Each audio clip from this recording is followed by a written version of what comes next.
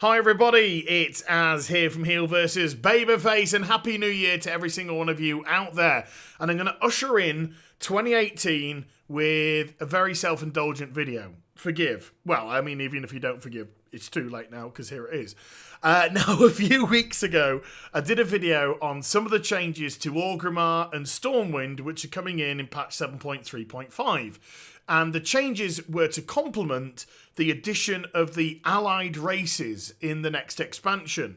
The 6 new allied races which are coming in: Void Elves, Light Forged Draenei, Dark Iron Dwarves, High Mountain Trolls, High Mountain Torrens, Zandalari Trolls, and Nightborn.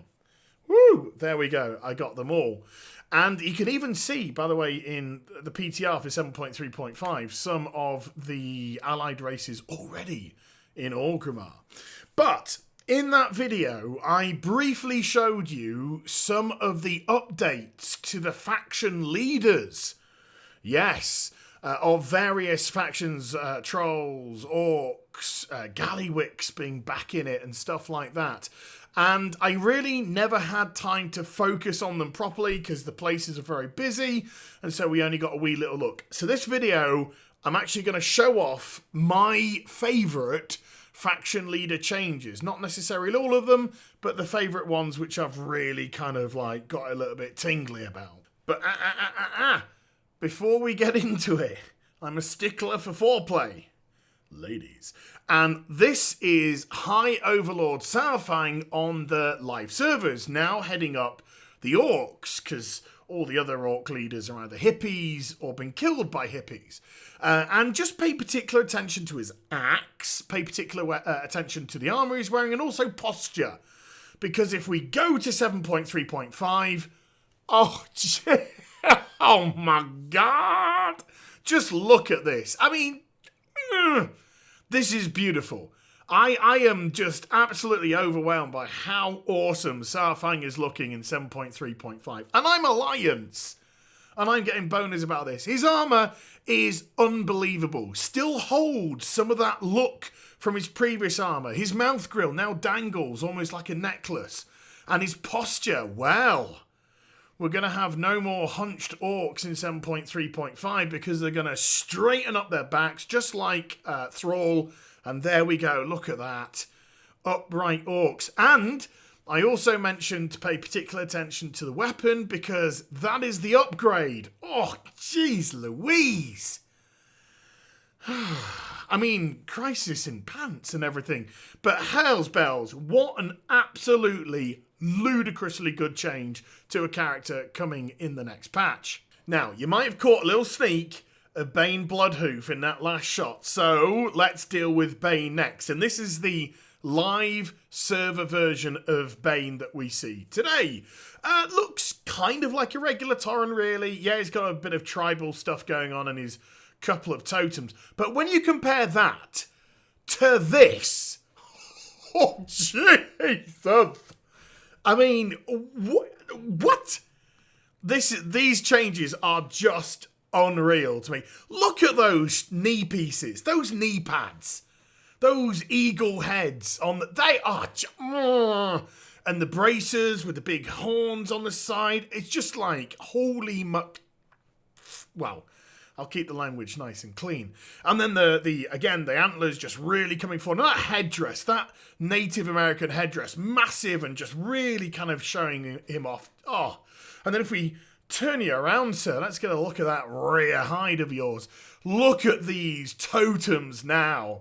They are the totems of a faction leader. Baine, what are you doing for prom, buddy? Which leads us to this chappy here. And you might be saying to yourself, as who dis? Who dis?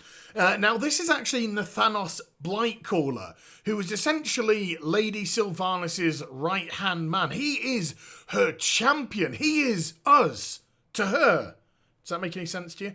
But because Sylvanas is now the war chief of all the Horde, he's going to be taking over a lot of the Forsaken duties in Battle for Azeroth. And look at the change already to his character in 7.3.5. I think these dramatic changes to the way that his character looks really shows off the importance that Nathanos is going to have in the next expansion. What it is exactly right now, not too sure. But because it also changes all of Nathanos' character models around the area in 7.3.5, we can also get a nice little look of him stood up. So you see those wonderful shin pads across his legs, those great gauntlets. There's a little bit of a Gilnean, aesthetic vibe to this look, which I quite like. Look at those red piercing eyes. And he's got the axe in his hand, which if I flick him to the side now, you'll get a better view of. And then, of course, he's got the quiver on his back as well with the bows and arrows. So, yeah, expect Nathanos to play a decent-ish role, I think, in the next expansion. Now, before I go on to the final member of the Horde that I want to talk about, just a brief little discussion about this chap here. This is Rokan, who's now looking after the Dark Spear Trolls. And this is his live server version that you can find near to the Dark Portal with all the Iron Horde business going on. But, again, if I jump over now to patch 7.3.5, he hasn't actually got a character model update. It's just the same as it is. And if they are going to have some sort of story between the Darkspear and the Zandalari, I do expect them to do some tweaks to this character. So maybe something incoming in the future. Which finally leads us to Gallywix. Now, as many of you will be aware, of course, I was away from the game for essentially a year, bar a week, about 7 months ago now. And I believe this new character model officially came in 7.2, I think. But it's great to see Gallywix get a proper model to, first of all, marry up with that statue in Ashara. And also the loading screen picture that we saw of him, which didn't match what we knew in game. So yeah, we have this big, fat, bloated YouTuber talking about Gallywix. You see what I did there? No, but I think it just looks incredible. Why can't we make goblins like this? I mean, if we could make goblins like this, I'd roll a goblin in a heartbeat. It just looks amazing, absolutely amazing. And then if I just have a wee little look from the side view, look at those chins. I count those chins. 1, 2, 3, 4, maybe 5, 4 or 5 chins. But yeah, this just looks absolutely fantastic. So with that done, let's flick on over now to the Alliance. Now we got to look at Mecha Talk in his tank in the Broken Shore scenario. And we also saw him in his tank in the cutscene for Varian dying. Spoilers. Varian's dead. Which you should know by now, so shame on you. But it's good to see that we can get a proper look at it in-game right now. And it does look really cool indeed. Let's see it from its backside, ladies. Yeah, it's very kind of gnome-y. It's got that proper gnome aesthetic, which separates it from the goblins' more industrial side as well. Looks great. It'd be awesome if it had some movement to it. It does seem very static, which is a bit odd right now. But yeah, if it had a little bit of movement, I think it would look much better. Now let's hop, skip and a jump back onto the live servers. And this is Moira Thorson, who currently resides in Ironforge. Now, she wasn't even in the Alliance Allied area when it first arrived on the 7.3.5 PTR.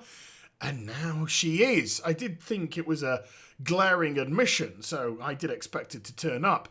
But again, new character model now, new armor, showing off the more magical side of the Dark Iron Dwarves, which they're going to bring in. So you have the shamanistic look to her. I like it a lot. She's also, by the way, that belt, that is T6 Warlock belt. Just as a little bit of an observation. But yeah, Moira has a little bit of a tweak. Not huge, but a little bit of a tweak for 7.3.5, showing off, again, that magical side that the Dark Iron Dwarves are going to bring to the Alliance as a new allied race.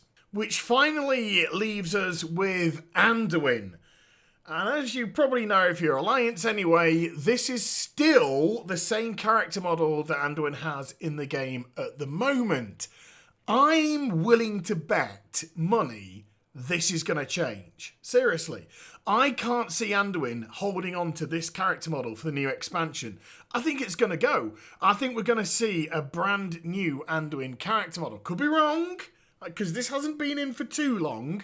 But I just think, you know, Battle for Azeroth being so important, Anduin now being really spearheaded as the head of the Alliance, I think they're going to tweak him. I think he's going to get changed, but I guess we'll just have to wait and see. So there we go, some faction leader tweaks and also some faction leader character model tweaks, more importantly, I think. Some crazy good ones there. Which ones did you like the best? Which ones did you think were meh?